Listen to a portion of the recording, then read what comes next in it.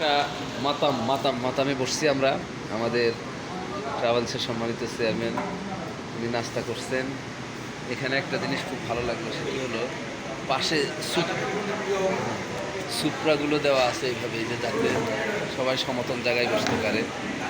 এটা দস্তরখানা আর কি, আমাদের দেশে অনেকে দস্তরখানা চেনে না, এটা সুপ্রা বলে, সুপ্রা। এই যে সুন্দর করে বসার জায়গা আছে, এখানে বসবে, বসে অ্যারাবিয়ান স্টাইলে খাবে তারা। টেবিল চেয়ারে খেতে হবে বিষয়টা এমন না, টেবিল চেয়ারের সুব্যবস্থাও আছে, এ বসতে চাইলে পারবে।